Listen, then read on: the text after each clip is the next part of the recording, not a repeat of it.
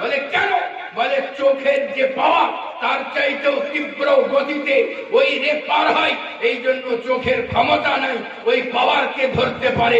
আমি বলতে চাই, যদি আলফা বিটা গামা এই এক্সরে রেখে এই চোখে দেখতে না পাওয়া যায়, তাহলে যার কারণে আলফা তৈরি হয়েছে, যার কারণে বিটা তৈরি হয়েছে, যার কারণে ইউরেনিয়াম পয়দা হয়েছে, যদি এ রেখে না পাওয়া যায় তো নুরুল বাসারের নূরকে দেখবেন কি করে?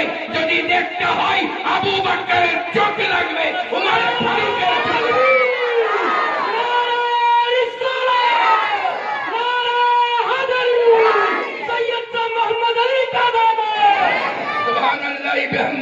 ওই নবীর আপনি আমি গোলাম, যে রসুলে পাক সাহিবে লাউলাকে আল্লাহ পাক নূর করে দুনিয়ার বুকে পাঠিয়েছেন। জোরে পড়েন সুবহানাল্লাহ।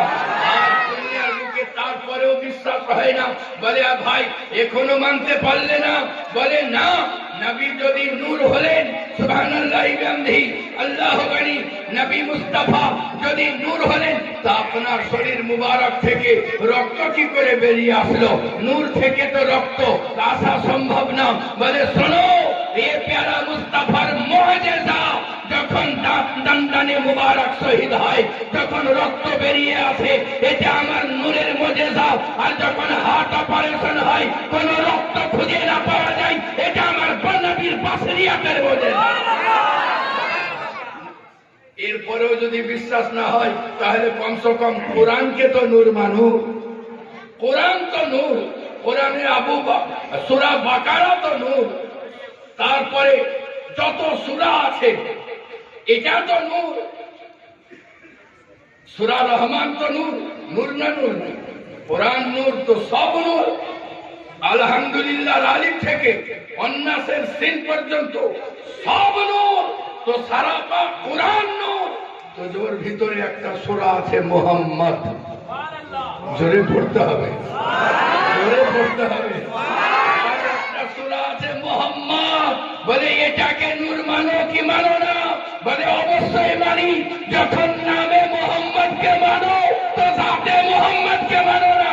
নবীকে আল্লাহ পাক নূর করে দুনিয়ার বুকে পাঠিয়েছেন। জোরে পড়েন সুবহানাল্লাহ। আমার প্যারা, আজ কিছু লোক বলতে আছে নবী তো মূর্খ। আরে ক্যাপা, হ্যাঁ, একে কি বলে? তুই কি মনে করেছি আমাদের মতন ভোটার? হ্যাঁ, যে পঞ্চায়েতের প্রধান করে দিলে ও সহি করতেও জানে না? হ্যাঁ, আল্লাহ জানি। এ আমার প্যারা, না না, সবচাইতে বিশ্বের সবচাইতে বড় আলিম, সবচাইতে বড় জ্ঞানী, মহাজ্ঞানী তিনি হলেন আল্লাহ। জোরে পড়েন সুবহানাল্লাহ।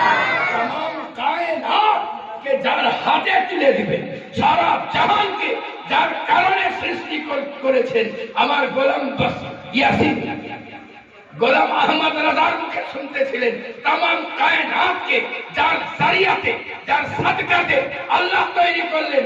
এ আমার প্যারা, तमाम কায়নাতকে যার হাতে তুলে দিলেন, এক মূর্খের হাতে তুলে দিবেন? আল্লাহ পাক নবীকে এত ইলম আতা করেছেন যা মানুষের আন্দাজা লাগানো সম্ভব নয়।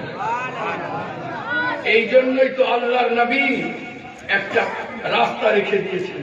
আল্লাহর নবী বলেন, আলী ইলমের দরওয়াজা, আমি ইলমের শহর। জোরে পড়তে হবে সুবহানাল্লাহ। আলীকে জিজ্ঞাসা করা হলো, আলী তুমি যে ইলমের দরওয়াজা, তো বলো না যে সব প্রাণীর জিহ্বা আছে। আপনারা দেখেছেন গরুর জিহ্বা আছে? বলে খেতে কি মজা। জি, যার আছে, যত প্রাণী আছে সবারই জিহ্বা আছে। সাপের আছে? বলে ওটা তো আগেই দেখতে পাওয়া যায়। আমার আর নাম মনে নাই, যা যা আপনাদের নাম মনে আছে মনে মনে করে নেবেন। সবারই জিহ্বা আছে। তো মাছের জিহ্বা কি হলো? মাছের জিহ্বা দেখতে পেয়েছেন? বলেছিলাম মডেলের সার্টিফিকেট, মনে থাকবে কি থাকবে না আল্লাহ জানে। জি সুবহানাল্লাহ। মাছের জিহ্বা কি হলো? হযরত আলী বলতে আছেন, শোনো, মাছের জিহ্বা ছিল। জোরে পড়েন সুবহানাল্লাহ। মাছের জিহ্বা ছিল। বলে আলী যদি ছিল তো গেল কোথায়? হযরত আলী বলতে আছেন, যেমন ইবলিস শয়তানকে বার করে দেওয়া হলো, ইবলিস শয়তান বার হয়ে যাওয়ার পরে যেমনই বার হয়ে হলো, তার কাউকে পায় না যে পথকে ভ্রষ্ট করে তাকে ওই পথ থেকে সরিয়ে নিয়ে আসে। আদম সফিউল্লাহর বিরুদ্ধে চুগলি শোনাবে এমন কাউকে পায় না। মাছকে পেয়েছে তো মাছকে এসে বলছে যে, মাছ তুমি জানো আমি দেখলাম তোমাকে জান্নাতে যখন যাবে আদমের বেটারা তোমাকে ভেজি খাবে। বলতে হবে সুবহানাল্লাহ, আরেকটু বলে সুবহানাল্লাহ। আচ্ছা, কাউকে যদি বলে তোকে মেরি ভেজি খাবে তার কষ্ট হবে কিনা? মাছকে যেমনই বলা যে তোকে ভেজে খাবে, মাছ আদম সফিউল্লাহর উপরে না বুঝে না জেনে জবান দারাজ করলো। আল্লাহ পাকের তরফ থেকে আওয়াজ আসলো, যে জান্নাতে ছিল তার কথা বরদাস্ত করি নাই, জান্নাত থেকে বাহার করে দিয়েছি, তোকে কি করে বরদাস্ত করি? যে আমার বন্ধুর সাথে এত লম্বা চওড়া কথা বলিস, আজ থেকে তোর জিহ্বাকে খুলে ফেলে দেওয়া হলো। নারে তাকবীর, নারে রিসালাত, নারে হায়দারি, জশ্নে ঈদ মিলাদুন নবী, জশ্নে ঈদ মিলাদুন নবী। আর তার আগে মাছ উড়ে যেখানে সেখানে যেতে পারত, আল্লাহ পাক তাদের ভেতর থেকে পাখা খসিয়ে দিলেন। জোরে পড়েন সুবহানাল্লাহ। আর তোদেরকে এখানে ওখানে উড়ার ক্ষমতা চ্যুত করে দেওয়া হলো। তোমরা শুধু থাকবে পানির ভেতরে, পানির উপরে আসবে তরপে মরে যাবে। কিন্তু আল্লাহ পাক শান বড় নিরালা, কিছু নিদর্শন রেখেও দেন। মাছের ভিতরে কিছু উড়ন্ত মাছ আছে, ফ্লাইং ফিশ আছে কিনা? জি, দেখেছেন উড়ন্ত মাছ? আমি এক জায়গায় বলছি উড়ন্ত মাছ আছে, তো বলছে উড়ন্ত মাছ হুজুর নাই, তবে উড়াল মাছ আছে। জি জি, উড়াল মাছ আছে, দেখেছি। জি সুবহানাল্লাহ, আল্লাহ গানি। এ আমার প্যারা ওই রসুলে পাক সাহিবে লাউলাকে আপনি আমি গোলাম, যে রসুলে পাক সাহিবে লাউলাকে সুবহানাল্লাহ শানকে আল্লাহ পাক নিরালা করে দিয়েছেন। হযরত আলী কাররামাল্লাহ ওয়াজহাহু ইনকে আল্লাহ এত বুলন্দ বালা করেছেন। হযরতে উমর ফারুক একটা মেয়ের জিনা করেছে, লোকেরা তাকে সাক্ষী সব জুটিয়ে নিয়েছে, ওনার কাছে বিচার চাইলো। হযরতে উমর ফারুক বললেন, একে কতল করে দাও, পাথর মেরে ওখানে ওকে মৃত্যুদণ্ডের আদেশ দিয়ে দিলেন। ও হযরতে আলী কাররামাল্লাহু ওয়াজহাহু কাছে যখন সংবাদ পৌঁছালো, হযরত আলী বললেন, দাঁড়িয়ে যাও, উমরে ফারুকের কাছে চলো। উমরে ফারুকের কাছে নিয়ে গিয়ে বলতে আছেন, হে প্যারা উমর, আপনি ফয়সালা দিয়েছেন, কিন্তু যার হকে ফয়সালা দিয়েছেন তার সম্বন্ধে তো আপনাকে জানতে হবে। আপনি তার সম্বন্ধে জানেন নাই। তিনটে জিনিসের উপরে আল্লাহ পাকের শরীয়ত লাগু হয় না। একটা যে ঘুমন্ত অবস্থায় অন্যায় করে, একটা যে পাগল, আর একটা যে নাবালক, এদের উপরে শরীয়তের কোনো হুকুম নাই। অতএব ওই মহিলা তো পাগলিনী।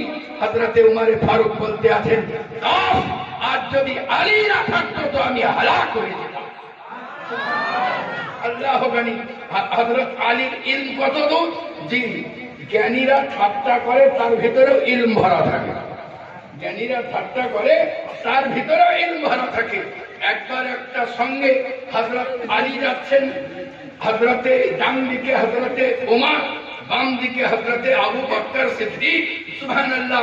তিনজনায় যেতে যেতে হযরতে ওমর বলতে আছেন, আলী তোমাকে আমাদের সামনে এমন দেখাচ্ছে মনে হচ্ছে যেন লানার মধ্যে নূহ। এইটা মনে করেন নূহ, এইটা লাম, আর এইটা আলী। তো কি হচ্ছে? লানা হচ্ছে কিনা? তো সুবহানাল্লাহ, আল্লাহ গানি। হযরত আলীকে কি বললেন? ইশারাতে বললেন, তুমি মেয়েছে, আমরা দুজনেই লম্বা। কিন্তু জ্ঞানী জ্ঞানের সঙ্গে বলতে আছেন, তো আলীও জ্ঞানের সঙ্গে উত্তর দিতে আছেন, বলতে আছেন, আলী তোমার সঙ্গে আমাদেরকে দেখাচ্ছে ওই রকম লানার ভেতরে নূহ।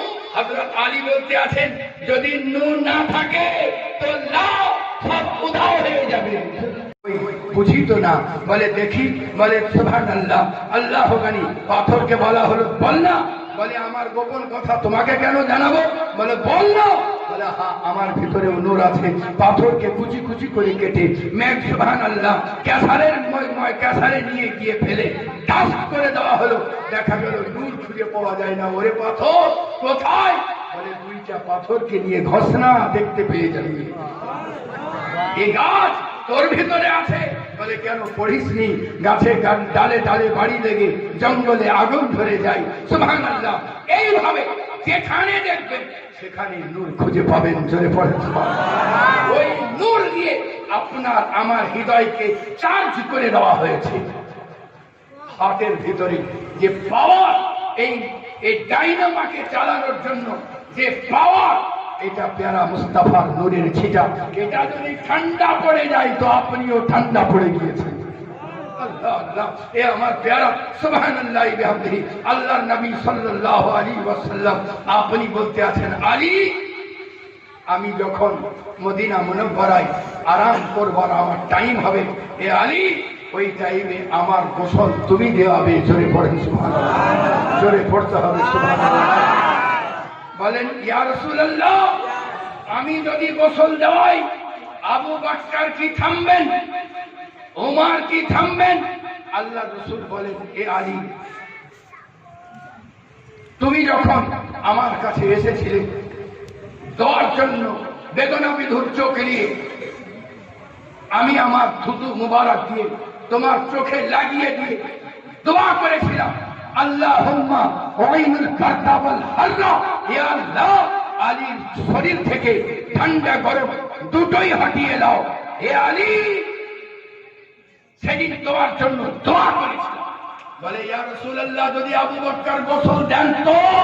বলে যখন আমার মোহরের নবুয়তের দিকে তাকাবে তো চোখ গলে যাবে।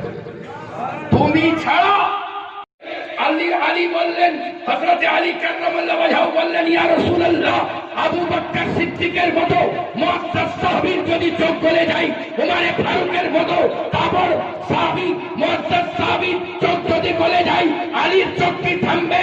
আল্লাহর নবী বললেন, যেদিন খাইবারের যুদ্ধের সকালে তোমার জন্য দোয়া করেছিলাম, আল্লাহুম্মা ওয়াইনুল বারদা ওয়াল হাররা, আলীর শরীর থেকে ঠান্ডা গরম দুটাই হটিয়ে দাও।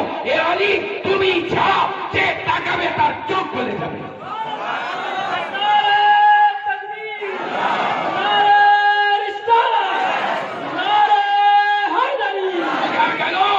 নবী আমার নূরি সুরত নিয়ে মদিনা মুনব্বরায় আরাম করতে আছেন। জোরে পড়েন সুবহানাল্লাহ।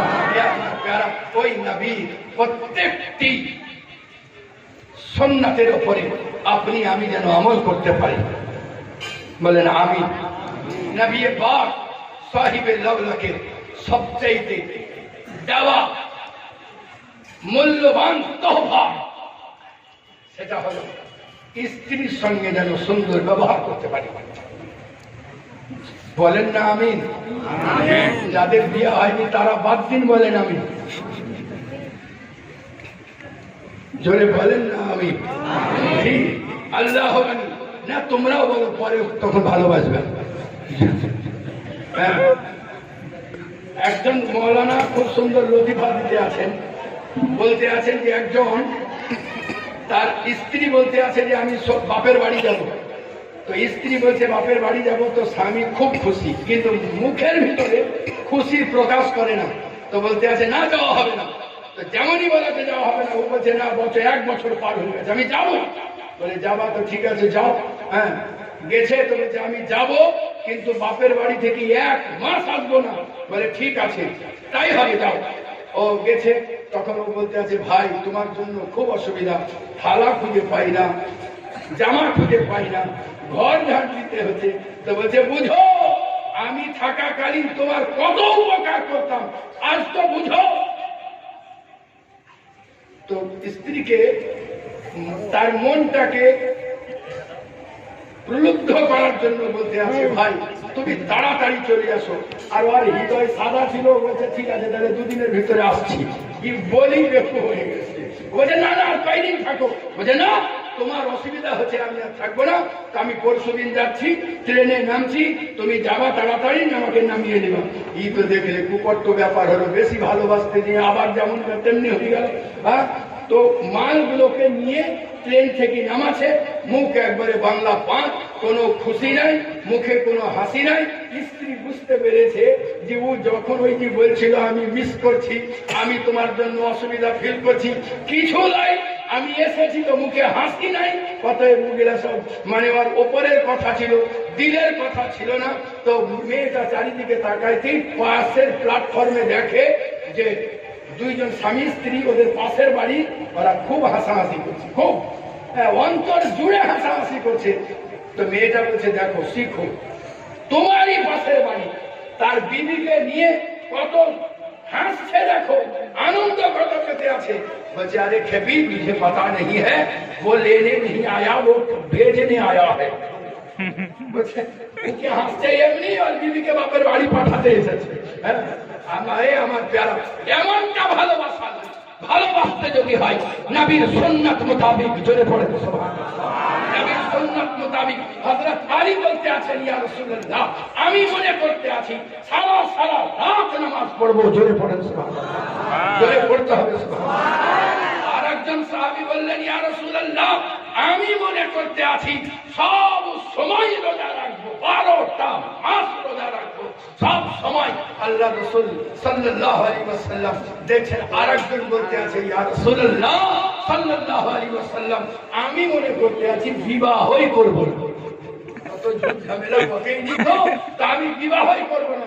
আল্লাহর নবী বলতে আছেন কোন তরিকাটা আল্লাহর কাছে কবুল হবে ওইটা তো জানতে হবে। শোনো, আমি আলীকে বলতে আছেন এ আমার প্যারা আলী, আমি রাত্রে ইবাদতও করি, রাত্রে আমি আরামও করি, জোরে পড়েন সুবহানাল্লাহ। এখন আমার তরিকা দিবে না তোমার মন মতো চলবে, তুমি বুঝো। সাহাবীকে বললেন ইয়া এ আমার প্যারা সাহাবী, আমি রোজাও রাখি, নফলও রাখি, কিন্তু আমি কখনো কখনো রাখিও না, জোরে পড়েন সুবহানাল্লাহ। এখন তুমি ভাবো আমার তরিকা নিবে না, সারা বছর রোজা রাখবে। সাহাবী বললেন ইয়া রাসূলুল্লাহ, আমি মনে করেছিলাম বিবাহই করব না।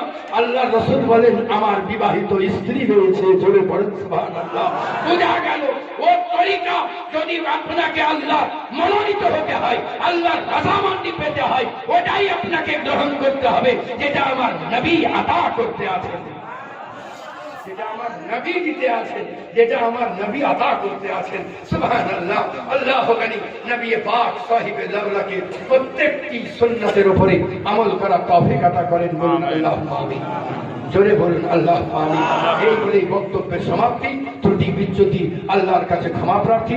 আস্তাগফিরুল্লাহ রাব্বি মিন কুল্লি যামবি ওয়া আতুবু ইলাইহি, লা হাওলা ওয়ালা কুওয়াতা ইল্লা বিল্লাহিল আলিয়্যিল আযীম, লা ইলাহা يا نبي سلام